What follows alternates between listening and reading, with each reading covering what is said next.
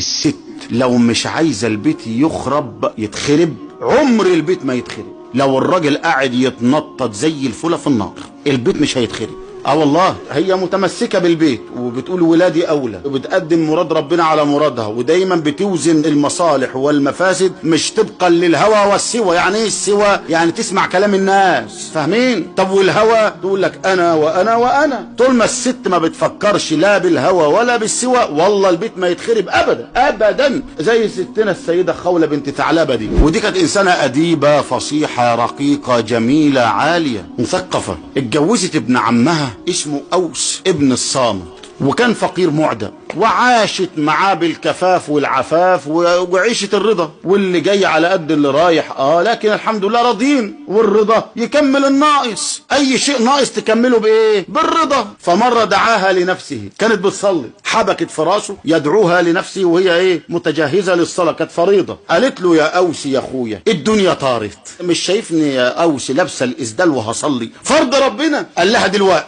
قالت له لا والله فرض ربنا دلوقتي، انا لو دلوقتي الصلاه هتفوتني وفرض ربنا اولى. قال لها كده اهو الله اكبر، قامت داخله في الصلاه. قال لها انت علي كظهر امي، وده اسمه ايه؟ ظهار. والظهار كان في الجاهليه تحريم ابدي في شريعه الجاهليه. اللي يقول لزوجته انت طالق يرجعوها له بعد ما يتصالحوا، لكن اللي يقول لها انت محرمه علي كظهر امي ده في الجاهليه كانت تحرم تحريم ابدي سرمدي لا ترجع اليه ولو تزوجت ب1000 غيره.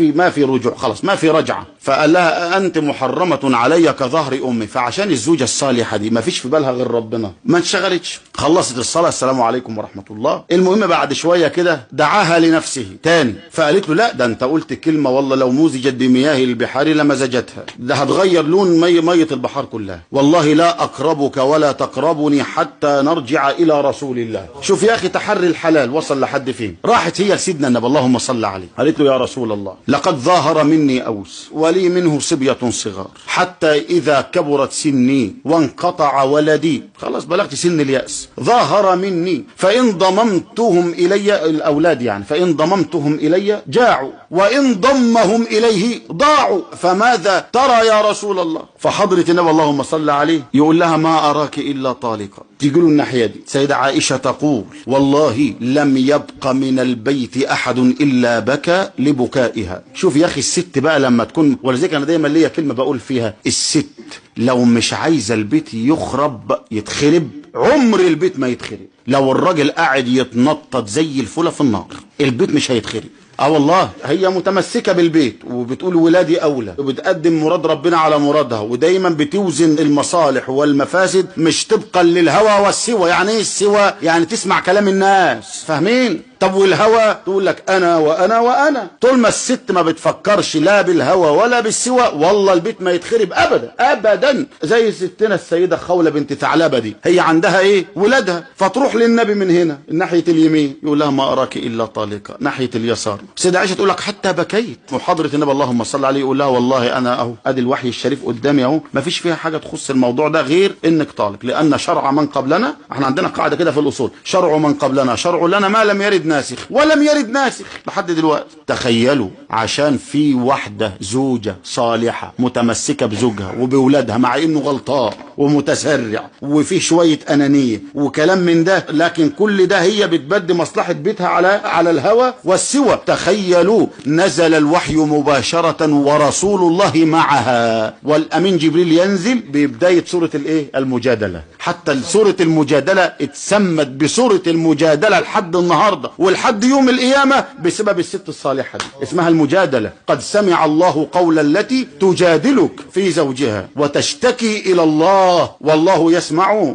تحاوركما. وهنا في ملمح عجيب، لما كان الفعل مسند إلى المرأة الله قال تجادلك، لكن لما الفعل كان مسند للمرأة مع سيدنا النبي الله استخدم لفظ الحوار ولم يستخدم لفظ الجدال. قال والله يسمع تحاوركما ولم يقل تجادلكما صيانة لمقام سيدنا محمد اللهم صل عليه. شفتوا الجمال؟ زي في سورة الأنفال إذ يريكهم الله في منامك قليلا ولو أراكهم. أهو الخطاب لمين؟ لحضرة النبي اللهم صل عليه. كاف الخطاب هنا موجه لمين؟ للذات المحمدية، للحضرة الحضرة المصطفوية اللهم صل عليه. إذ يريكهم الله في منامك قليلا ولو أراكهم كثيرا لم يقل لفشلت، وإنما عدل بالخطاب إلينا وقال لفشلتم، لأن رسول الله معصوم من الفشل، مع ان الخطاب في بداية الآية موجه لمين؟ لسيدنا النبي. كذلك في بداية سورة المجادلة والله يسمع ايه؟ تحاوركما. تخيلوا ان ربنا يعدل قانون الظهار مخصوص، يعدله للأمة كلها مخصوص من اجل امرأة صالحة تمسكت بمصلحة ايه؟ اولادها، وما قالتش ايه؟ ده قال لي كذا، ده انا اديله الكلمة ب10، ده انا اعمل واسوي، ده هو اللي غلطان، ده هو اللي عمل، ده هو اللي سوى. ولذلك دايما بقول لكم الست الصالحة والله لو هي مش عايزة تخرب مستحيل البيت يخرب. طب لو هي اللي عايزة تخرب، والله لو زوجها نبي، قسما بالله لو زوجها نبي البيت هيتخرب. مش ولي، بقول لك نبي. وضرب الله مثلا للذين كفروا، اهو ضرب الله مثلا للذين كفروا مين يا رب؟ امرأة نوح وامرأة لوط، خربوا البيت وهم متجوزين ايه؟ انبياء. طب لما ربنا اراد يضرب مثل للذين امنوا ضربه بالنساء ايضا. امرأة فرعون زوجها كان فرعون يا عم، والبيت ما تخربش. وعلى فكرة والله لا طب اقرأوا كده في حكايات فرعون، والله ما في مرة مراته قالت له طلقني، وهو فرعون ما قالتلوش طلقني عشان كانت زوجة صالحة. واخدين بالكم؟ فادي خولة لفت الايام ودارت الليالي. طبعا كفارة الظهر انتوا عارفينها طبعا. حضرة النبي قال لها ايه؟ مريه يعني قولي له فليعتق رقبة. قالت له يا سيدنا النبي ما انت عارف البر وغطاه، والله العظيم ده احنا حيلتنا اللضى. قال مريه فليصم 60 يوما، شهرين متتابعين. قالت له لا ده عجوز وبعدين صحته على قده ومش هيصوم، من الاخر كده انا عارفاه مش هيصوم. قال لها طب يطعم 60 مسكينة. قالت له لا والله ده ما فيش، ما انا بقول لحضرتك يا سيدنا النبي ما فيش. قال لها طب انا سأعينه بعرق من تمر. قالت له وانا سأعينه بمثله يا رسول الله. شوف الزوجة الصالحة. قال لها احسنت واصبت وجزاك الله عنه خيرا. واخد بالك؟ لفت الايام ودارت الليالي لحد ما سيدنا عمر ولي الاماره ولي خلافه المسلمين. فمره سيدنا عمر طالع من المسجد والجماهير حواليه من كل حدب وصوب. وقفته مين؟ خولة دي، خولة بنت ثعلبة. قالت له يا عمر، هي كانت عجوزة بقى. قال لها لبيك. قالت له فاكر يوم ما كنا بندلعك وانت صغير بنقول لك يا عمير؟ ده بتكلم مين؟ امير المؤمنين سيدنا عمر. فطأطأ لها عمر. قال نعم أذكر. قال ثم قلنا لك يا عمر، يعني بعد ما كبرت بقيت عمر، ثم الآن نقول لك يا أمير المؤمنين فاتق الله يا عمر فإن أمامك الموت، ومن أيقن بالموت خاف من الفوت، ومن أيقن بالعذاب خاف من الحساب، فاتق الله يا عمر. فقعدت معاه كتير أو قعدت ايه تقول له الكلام ده، وسيدنا عمر يقول لها لبيك سمعا وطاعة. وبعد ما انتهت من المحادثة المسلمين بيقولوا له يا عمر انت بتعمل ليه كده؟ ده انت واقف بقالك يجي نص ساعة مع الست المكذوبة دي. قال والله لو اوقفتني الى الليل ما تركتها الا للصلاة المكتوبة. اتدرون من هذه؟ انها خولة بنت ثعلبة التي سمع الله شكايتها من فوق 7 سماوات. ايستمع اليها ربنا ولا يستمع لها عمر؟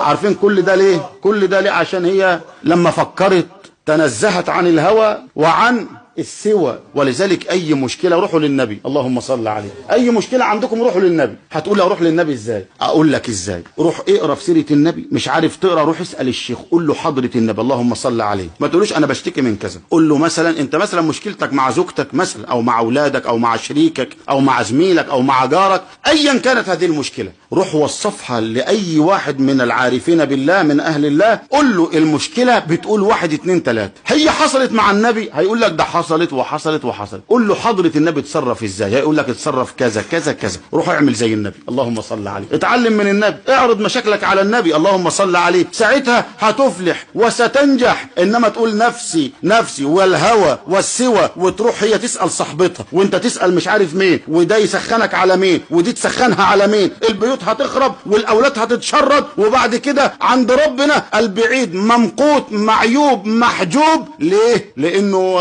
انتصر لهواه وابتعد عن مراد مولاه. ادي مشكلة اسرية بس تعرفكم يعني ايه تفكروا بربنا ومع ربنا، وتفهمكم يعني ايه كلمة سيد ابن عطاء الله السكندري ان التدبير مخاصمة للربوبية. وفي اخر سطر سيد ابن عطاء الله يقول لك الم تسمع قوله تعالى قل كفى بالله فاين الاكتفاء بالله لعبد مدبر مع الله ولو اكتفى بتدبير الله له لاقتطعه ذلك عن التدبير مع الله. يعني وكفى وكفى بالله وكيلا وكفى بالله شهيدا وكفى بالله حسيبا. ادي مشكلة زوجية. طب مشكلة دولية. طب والله ايها الاخوة اصدقكم القول، مشاكلنا في فلسطين وفي العراق وفي ليبيا وفي مصر وفي العصر وفي المغرب وفي الظهر وفي كل وقت وفي كل مكان نابعة من الهوى والسوى. ولو اتبعنا مراد مولانا جل جلاله ومولانا رسول الله اللهم صل عليه والله هنكونوا زي الفل. طيب احنا بنقرأ في سورة البقرة قصة طالوت وجالوت وداود، صح؟ فبيقولوا له ايه زي ما بيحصل الايام دي كده، ربنا بعت لهم نبي فقالوا له على القدس رايحين شهداء بالملايين. والله قالوا له كده والله، بس يعني بلغتهم هم يعني، بس احنا عايزين ايه؟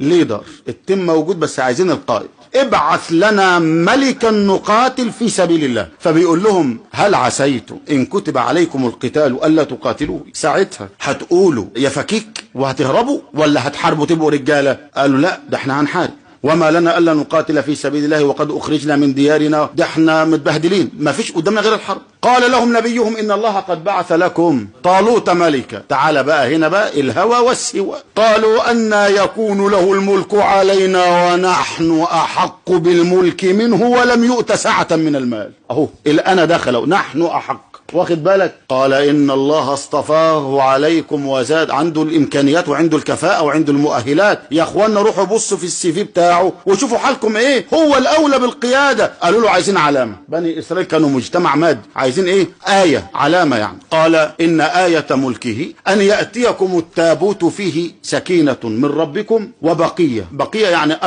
اثر مما ترك آل موسى وآل هارون تحمله الملائكة. اظن ما فيش علامة بعد كده. تابوت فيه سكينة، يعني ايه فيه سكينة؟ يعني بمجرد ان يوضع التابوت فيما بينكم ما فيش شيطان، ما فيش عفاريت، ما فيش قوة غضبية، ما فيش سفليات، ما فيش ابليسيات، كده في طمأنينة وسكينة ان شاء الله، كله زي الفل. وبعدين هتفتحوا التابوت وفيه الملائكة اللي هتجيبه، الملائكة اللي مش هيجي في طيارة شحن ولا هنطلبه من على مش عارف ايه، لا ده الملائكة يا عم. هيتحط التابوت، هيتفتح التابوت. قال بعض المفسرين ان كان فيه 13 اثر وفي رواية 19 اثر من اثار هارون وموسى، زي عمامة سيدنا هارون وجلباب سيدنا موسى وجبة سيدنا موسى، البردة وعصا موسى، كذا اثر كده. اول ما تفتحوا التابوت خلاص اهو. وايه علاقة الاثر بالنصر؟ ده سؤال. سيدنا خالد بن الوليد ما كانش يروح غزوة الا ويضع اثر من اثر رسول الله معه في الغزوة، يقول لك والله من غيره ما فيش نصر. ادي يا عم ادي علاقه. ولذلك احنا عندنا منطقه هنا في مصر اسمها ايه؟ اثر النبي، اللهم صل عليه. وهنا حجره في سيدنا الحسين اسمها حجره الايه؟ الاثار النبويه. ولذلك سيد عبد القادر الجزائري مثلا لما كان في طليعه الجند لمقاومه العدو كان يكتب كده على رايه الجيش: من يعتصم بك يا خير الورى ثقه فالله حافظه من كل منتقم، ومن تكن برسول الله نصرته ان تلقه الاسد في اجامها تجمي. ادي علاقه الاثار النبويه بالنصر. بيقول لهم بقى خدوا التابوت مع الجيش وروحوا ايه؟ حاربوا مع طالوت. فلما جات لهم العلامة قالوا خلاص انت القائد. فلما فصل طالوت بالجنود عايز يعرف بقى هم لسه فيهم الهوى والسوى ولا كلهم بتوع ربنا؟ عارفين كان الجيش كام اللي مع طالوت؟ انا عايزكم تقرأوا القصة دي في كتب التفسير، انا بختصرها لكم اختصارا، كلها في التنوير في اسقاط التدبير، كلها واخدين بال حضراتكم؟ عارفين كان الجيش كام؟ كان 190,000. فسيدنا طالوت بيقول لهم ايه؟ ان الله مبتليكم بنهر، يعني في نهر هنعدي عليه وهنكونوا عطشانين كلنا وما فيش ميه ولا زاد ولا زوال، اللي يشرب منه ما يتبعنيش، يلف ويرجع تاني. ومن لم يطعمه فإنه مني إلا من اغترف غرفة بيده. اللي هيشرب كده بس كده يعني من باب دفع المخمصة عنه ومع الماشي كده عرض الله قصدا ماشي متجاوز عنه، إنما اللي هيقعد بقى يأربع ده ما يتبعنيش، يلف ويرجع تاني. اللي يأربع يلف ويرجع، ده شعارنا، ده شعار المرحلة. كانوا 190,000. تخيلوا الذي ثبت في هذا الاختبار كم واحد؟ ادي واحد قال 3000، مين يزود ولا مين يقلل؟ والله 300 وشوية، 300 وشوية من 190,000. تخيلوا شوف الهوى بيعمل ايه. ولذلك سيدنا النبي اللهم صل عليه في الحديث الصحيح قال من علامات الساعة انه يحسر الفرات، يعني ينكشف الفرات، ماء الفرات، عن جبل من ذهب يقتتل الناس عليه فيقتل من كل 100 99 ويرجع واحد. ده من علامات اخر الزمن. ده هيبقى في العراق، الفرات هتنشف ميته وهيبان تحت منه جبل من ذهب، يعني منجم ضخم جدا جدا. الناس هتقتتل عليه، يعني القوى العظمى والهيمنه الغربيه والشرقيه والشماليه والجنوبيه هيتكالبوا عليه، والدول هتهرس بعضها هرس على الذهب ده، ويقتل من كل 199 ولا يرجع الا واحد من 100. الواحد ده هيرجع يجيب معاه 99 ويموت هو معاهم ويرجع واحد، وهكذا دواليك الى نهايه الزمان. تخيلوا الذي يثبت في اسقاط الهوى والسوى مع طالوت كم واحد؟ 300، قالوا 328، قالوا المهم ما كملوش 400 في الاخر يعني. طب ومع ذلك الله كتب النصر لهم. كم من فئة قليلة غلبت فئة كثيرة بإذن الله. تخيلوا كان سبب النصر مين؟ أيقونة النصر مين؟ شاب عسكري بمفهوم العصر، عسكري جندي في الجيش، لا قائد ولا ضابط ولا ضابط صف ولا أي شيء، كان جندي عادي جدا في الجيش، لكنه كان ما فيش في قلبه غير ربه سبحانه وتعالى اللي هو مين؟ داوود. ولذلك لما تقرأ كده تلاقي كل شوية طالوت جالوت طالوت جالوت، وبعدين فجأة تقول لك ايه؟ وقتل داوود جالوت. واحد زمان وانا في يمكن في الثانوي فبيقول لي يا شيخ قلت له ايه؟ قال لي دي غلطة مطبعية دي. قلت له ليه؟ قال لي ايه اللي جاب داوود في القصة دي؟ ايه اللي جاب داوود هنا؟ قلت له في ايه بس؟ قال لي اصل من اول بقاله صفحتين القرآن يقول لك طالوت جالوت طالوت جالوت، هنا قال لك داوود المفروض طالوت. قلت له لا، داوود هو سيدنا داود، كان لسه شاب في عمر الزور، لكن شوف الإخلاص بيعمل ايه. وقتل داود جالوت، ولما القائد قتل خلاص أصبحت دفة النصر المين للفئة القليلة اللي هي 300 وشوية. كل ده بسبب ايه بقى؟ مغالبة الهوى ومجانبة السوى. هترمي ودنك للناس هيسخنوك على الفاضي، هتنتصر لنفسك والله هتخسر وهتفضل خسران طول حياتك، ولما تموت هتقول يا أهلي يا أولادي لا تلعبن بكم الدنيا كما لعبت بنا، لقد جمعت المال من حله وحرامه وتركته لكم وحدكم تستمتعون به، فالمال لكم والحساب علينا.